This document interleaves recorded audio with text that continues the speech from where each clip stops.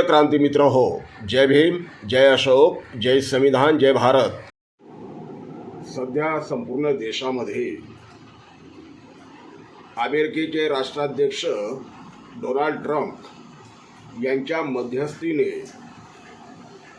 थांबविल्या गेलेलं भारत पाकिस्तान युद्ध Donald Trump यांनी घोषणा करून युद्ध थांबवलं त्याची बातमी आणि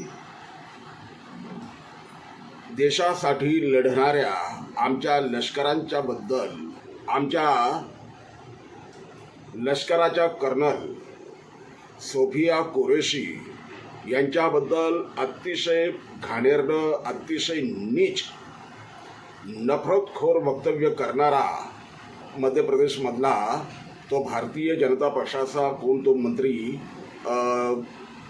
विजय शाह का कोण तो यानं केलेल्या बिनडोक विधानाची चर्चा सध्या भारतामध्ये होताना दिसत आहे. या पार्श्वभूमीवर महाराष्ट्राच्या राजकारणामध्ये सध्या एका गोष्टीची मोठी चर्चा होताना दिसत आहे. ती चर्चा अशी आहे की महाराष्ट्राच्या राजकारणामध्ये महाराष्ट्र नवनिर्माण सेनेचे अध्यक्ष राज ठाकरे आणि शिवसेना पक्षप्रमुख उद्धव ठाकरे हे दोघं ठाकरे बंधू एकत्रित येणार का? दुसरीकडे राष्ट्रवादीचे दोन्ही तुकडे, शरद पवारांचा गट आणि अजित पवारांचा गट, हे दोन्ही राष्ट्रवादीचे तुकडे एकत्रित येणार का, होणार का? सध्या ह्या गोष्टींनी चर्चेला रंग आलेला आहे, चर्चा होताना दिसत आहे. महाराष्ट्राच्या मीडियानं या गोष्टीला कव्हर केलेलं आहे. ह्या पार्श्वभूमीवर राज ठाकरे, उद्धव ठाकरे एकत्रित येणार किंवा नाही येणार, शरद पवार, अजित पवार एकत्रित येणार किंवा नाही येणार, हा जर तरचा प्रश्न आहे. परंतु ह्या गोष्टी ज्या वेळेला जोर धरत असताना त्या पार्श्वभूमीवर रिपब्लिकन पार्टी ऑफ इंडियाचे आठवले गटाचे राष्ट्रीय अध्यक्ष आणि केंद्रीय सामाजिक न्याय राज्यमंत्री रामदास आठवले यांनी एक विधान केलं. त्या विधानाने सध्या महाराष्ट्राच्या राजकारणामध्ये, महाराष्ट्र राज्यामध्ये एक खळबळ उडवून दिलेली आहे. रामदास आठवले यांच्या विधानानं आजपर्यंत जे लोक रामदास आठवलेंच्या विधानाला दुर्लक्षित करत होते, आज त्यांना देखील रामदास आठवलेंच्या त्या एका विधानामुळे आठवलेंच्या राजकारणाकडे गंभीरपणे पाहण्याची वेळ आलेली आहे. मित्रांनो, रामदास आठवले यांना पत्रकारांनी ज्या वेळेला प्रश्न विचारले त्यावेळेला रामदास आठवले यांनी अनेक प्रश्नांवरती आपली मतं मांडली. त्यामध्ये त्यांनी बोलताना शरद पवार आणि अजित पवार या दोघांच्या मनोमिलनाचे, संभाव्य एकीकरणाचे स्वागत केलेले आहे. ते म्हणतात की शरद पवार हे जर ह्या आधी ज्या पद्धतीनं अजित पवार भाजपाबरोबर आले त्या पद्धतीनं जर पवार भाजपाबरोबर आले असते तर कदाचित आज ते भारताचे राष्ट्रपती राहिले असते. एक मजबूत नेता भारताला आपल्याला राष्ट्रपती पदावर पाहता आला असता. परंतु वेळ गेलेली नाही. आता सुद्धा जर शरद पवार आणि अजित पवार एकत्रित येत असतील तर आम्हाला, आमच्यासारख्यांना आनंद आहे, असं आठवले म्हणतात. दुसरीकडं उद्धव ठाकरे आणि राज ठाकरे यांच्या एकीबद्दल, त्यांच्या येणाऱ्या उद्याच्या संभाव्य एकीकरणाबद्दल ते शंका निर्माण करतात की उद्धव ठाकरे आणि राज ठाकरे एकत्रित येण्याची मला काही तशी खात्री वाटत नाही. दोघांच्या राजकारणाचा पिंड जर पाहिला आणि दोघांच्या राजकारणाची दिशा जर आपण पाहिली तर ठाकरे बंधू एकत्रित येतील याची मला शाश्वती वाटत नाही, असं रामदास आठवले म्हणतात.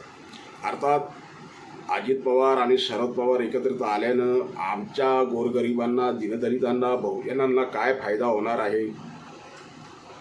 उद्धव ठाकरे आणि राज ठाकरे एकत्रित आल्यानं आम्हाला काय मिळणार आहे? त्यामुळे तो आमच्यासाठी महत्त्वाचा विषय नाही. त्यांनी एकत्रित आलं काय आणि नाही आलं काय काही आमच्या जीवनावरती त्याचा परिणाम होणार नाही, आमच्या राहणीमानावरती, आमच्या आयुष्यावरती, आमच्या सामाजिक विकासावरती काही एक परिणाम होणार नाही. त्यामुळे सध्या तो मुद्दा मी बाजूला ठेवतो. परंतु रामदास आठवले यांनी जे एक महत्त्वाचं विधान केलं त्या विधानाबद्दल मात्र मला या ठिकाणी चर्चा करायची आहे.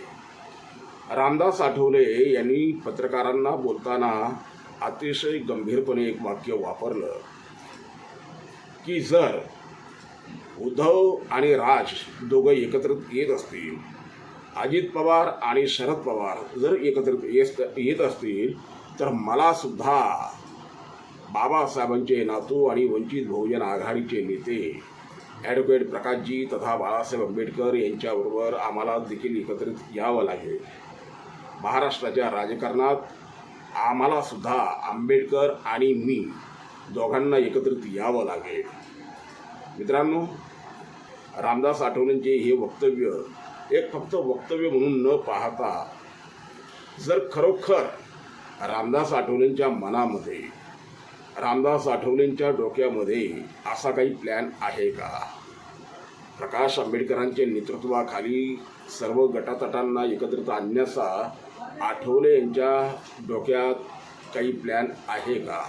हे आपल्याला पाहावं लागेल. 4 महिन्यावरती नगरपालिका जिल्हा परिषदांच्या निवडणुका घेण्याचे कोर्टानं जाहीर केलेले कोर्टाने आदेश दिल्यामुळे त्या पार्श्वभूमीवर जर प्रकाशजी आंबेडकरांच्या नेतृत्वाखाली रामदास आठवले यांच्यासह सर्व छोटे मोठे गट तट एकत्रित येत असतील तर निश्चितपणे या महाराष्ट्रातील आंबेडकरी जनता या एकीकरणाचे स्वागत केल्याशिवाय राहणार नाही. कारण आज महाराष्ट्रालाच नव्हे संपूर्ण देशाला प्रकाशजी आंबेडकर एक आश्वासक नेते म्हणून वाटतात. ज्या नेत्याकडं ह्या देशातला दलित, वंचित, शोषित, मागासवर्गीय समूह, 18 पगड जाती समूह, सर्वहारा समूह मोठ्या विश्वासानं पाहतंय, एक आश्वासक नेतृत्व म्हणून पाहतंय, त्या नेत्यांमध्ये निश्चितच प्रकाशजी आंबेडकर हे अग्रस्थानी आहे. आणि अशा नेत्याच्या नेतृत्वाखाली जर आपण सर्व गटतट एकत्रित येत असतील तर ती अतिशय आनंदाची आणि एक ऐतिहासिक बाब ठरणार आहे. त्यामुळं महाराष्ट्राच्या राजकारणामध्ये रामदास आठवले यांनी व्यक्त केलेल्या या विधानाच्या नंतर काय घडामोडी घडतात आणि खरंच आठवले म्हणतात त्या पद्धतीनं ते बाळासाहेब आंबेडकरांच्या नेतृत्वाखाली एक होतात की काय, एक होतील काय, याकडे आपण लक्ष ठेवून आहोत. या संदर्भात आपण भेटू, पुन्हा वारंवार आपण भेटू. तोपर्यंत नमो बुद्धाय. प्रिय क्रांती मित्र हो, भीम पॅंथर हे आपल्या हक्काच्या यूट्यूब चॅनलला कृपया सबस्क्राईब करून आम्हाला विषमतावादी शक्तींच्या विरोधात लढण्यासाठी बळ द्या, शक्ती द्या, ऊर्जा द्या. कमेंट करा, लाईक करा, शेअर करा.